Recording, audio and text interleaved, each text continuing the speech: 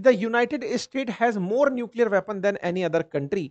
This was accomplished including a complete update and renovation of existing weapons during my first term in office because of tremendous dictatorship power. I hated to do it but had no choice. Russia is second, China is distant third, but will be even within 5 years. Because of this, because of other countries testing program, I have instructed the Department of War to start testing our nuclear weapon on the equal basis. कहानी क्या है? इन्होंने अपनी तरफ से एक tweet किया और कहा कि रशिया और चाइना नंबर 1 पर तो सबसे अधिक न्यूक्लियर वेपन अमेरिका ही रखता है, दूसरा रशिया रखता है, तीसरा चाइना रखता है और तीसरा नंबर पर जो चाइना है, वो जिस तरह से न्यूक्लियर परीक्षण किए जा रहा है, एक दिन वो अमेरिका से आगे निकल जाएगा। 5 साल के अंदर-अंदर वो अमेरिका के पार पहुँच जाएगा। ऐसे में मेरे पास अब कोई चॉइस नहीं बची है और इस चॉइस के ना होने के चलते मैं अपने डिपार्टमेंट ऑफ वॉर से, क्योंकि जो रक्षा मंत्रालय होता था अब इन्होंने इसका नाम डिपार्टमेंट ऑफ वॉर रख दिया है, उनसे कहा है कि खूब सारे न्यूक्लियर टेस्ट करो क्योंकि हमें औरों को भी रोकना होगा, अदरवाइज वो लोग आगे निकल जाएंगे। अब आप पूछेंगे इस ट्वीट का मायना क्या है? देखिए, दुनिया भर के देशों ने जब न्यूक्लियर वेपन बनाने की होड़ मची, तब एक यूएन की मध्यस्थता में एक ट्रीटी रखी गई जिसका नाम कॉम्प्रिहेंसिव टेस्ट बैन ट्रीटी था। डिसाइड ये हुआ था कि दुनिया का कोई भी देश न्यूक्लियर परीक्षण नहीं करेगा। परीक्षण नहीं हुआ तो पता भी नहीं होगा ना किसी को कि उसके पास न्यूक्लियर बम बना है या नहीं। परीक्षण का असल उद्देश्य यही होता है कि हाँ, हमारे पास न्यूक्लियर बम है। ये बिल्कुल वैसे ही है, आप घर के अंदर कुछ भी ऐसा सामान ले आए, जिस सामान को आपने लाया था शो ऑफ करने के लिए, आप महँगी घड़ी लाए या महँगी कार लाए या फिर जो भी ऐसी वस्तु लेकर आए, महँगी टीवी लेकर आए या फिर फ्रिज लेकर आए, लेकिन कोई देखने वाला ही नहीं है, या तो आप पड़ोसियों को बुलाओगे या फिर खुद जा करके बताओगे कि देखो हम इतना अच्छा सामान लेकर आए हैं। लेकिन आप बता ही नहीं रहे हो तो फिर इसका कोई मकसद नहीं रह जाता ना। फिर तो कोई लोग, आपको पता चल रहा है कि आप जब उनके घर जा रहे हैं तो लोग आपको बड़ा ही उस दृष्टि से देख रहे हैं कि देखो भाई साहब हमारे घर में कैसी टीवी है।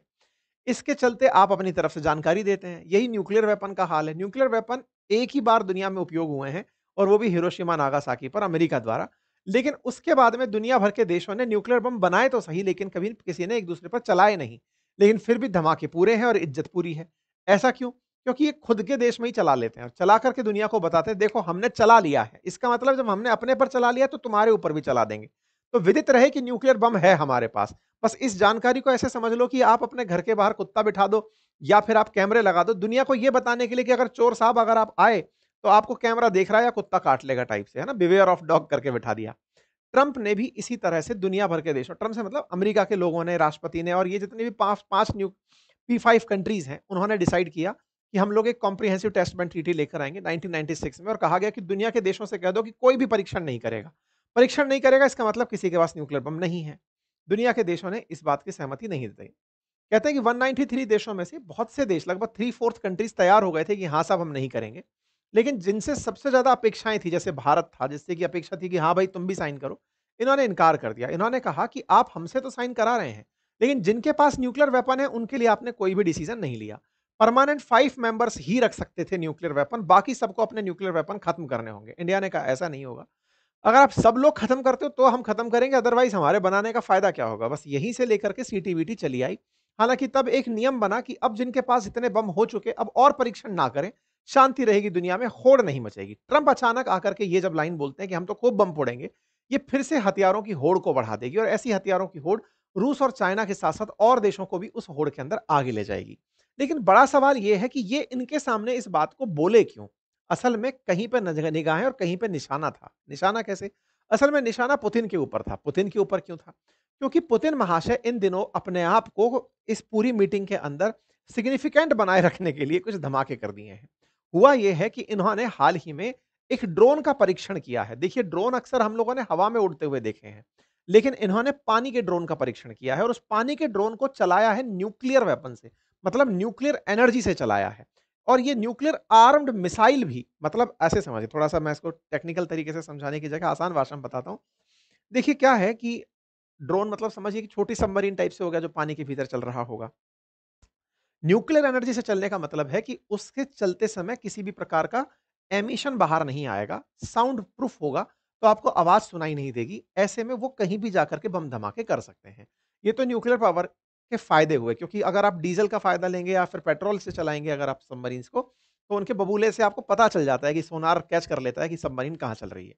दूसरा है, मिसाइल के अंदर ही न्यूक्लियर एनर्जी लगा दिया आपने। मतलब क्या होता है?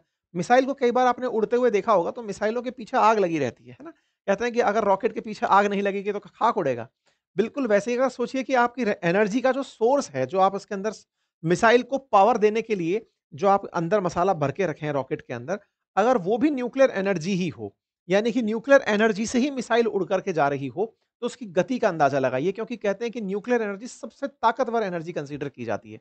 तो रूस ने हाल ही में क्या किया, न्यूक्लियर बम का परीक्षण नहीं किया। मिसाइल को जो एनर्जी मिलनी चाहिए वो न्यूक्लियर एनर्जी है। मतलब अब तक न्यूक्लियर बॉम्ब के रूप में लोग सोचते थे कि बम फटेगा तो नुकसान होगा, लेकिन उस एनर्जी से अगर मिसाइल उड़ेगी, तो वो मिसाइल पकड़ में नहीं आएगी। आप ऐसे समझिए कि इनकी न्यूक्लियर मिसाइल इनके एस-400 के पकड़ में नहीं आएगी। मतलब इतना तेज़ी से शूट करने वाली मिसाइल उन्होंने बना ली और वो भी चलाने का तरीका ड्रोन से बना लिया। ड्रोन का मतलब पानी के ड्रोन से इन्होंने ये काम किया। अब जैसे ही इन्होंने ये धमाका किया, ट्रंप बेचैन हो गए कि यार ये तो बहुत आगे निकल गया। ऐसे में शी जिनपिंग से मुलाकात कर रहे थे और इनको पता है, शी जिनपिंग हुआ, नॉर्थ कोरिया हुआ और रूस हुआ, ये तो सब एक ही हैं। तो ऐसे में नॉर्थ कोरिया ने भी इनके आते खेला कर दिया। मतलब ट्रंप इधर साउथ कोरिया आ रहे हैं, पहुँच रहे हैं और उधर नॉर्थ कोरिया वाले अपना मिसाइल चला दे रहे हैं। जैसे सब देश अपनी-अपनी तरफ से वेलकम देते हैं ना कि हाँ भाई, उनके आने पर सम्मान में क्या किया, नॉर्थ कोरिया ने मिसाइल परीक्षण कर दिया। तो ट्रंप ये जानते हैं कि जिस क्षेत्र से वो वापस लौटे हैं सुरक्षित, वो क्षेत्र काफ़ी टेंस है। ट्रंप के लिए तो बहुत ज़्यादा टेंस है। दुनिया के ये सारे देश हैं जिनके पास न्यूक्लियर वेपन है। सबसे ज़्यादा नंबर के हिसाब से रशिया है, लेकिन अमेरिका खुद का क्लेम करता है। नंबर 3 पर चाइना आता है, नंबर 4 पर इंडिया आता है, फिर पाकिस्तान आता है। इस तरीके से मतलब सॉरी, नंबर 4 पर यूनाइटेड किंगडम आता है, फिर इंडिया, फिर पाकिस्तान, इस तरह से ये लोग आते हैं। फ्रांस, यूके, इन सब के जो नंबर्स हैं ये एस्टिमेटेड नंबर्स हैं। इनके द्वारा क्लेम नहीं किए गए। कभी ना कभी इनके द्वारा किसी ना किसी मीडिया के थ्रू इस बात को बाहर निकाल दिया गया कि लोगों में डर बना रहे कि हमारे पास न्यूक्लियर वेपन है। एनीवे, एक भी बम होना पर्याप्त है दुनिया में तबाही लाने के लिए, तो नंबर्स की ज़्यादा तवज्जो देने की आवश्यकता नहीं होनी चाहिए। खैर फिलहाल के लिए ट्रंप की तारीफ होने लगी, इस बात पर कि उन्होंने शी जिनपिंग से मिलने से पहले धमकी दी और फिर टेबल पर बिठाया।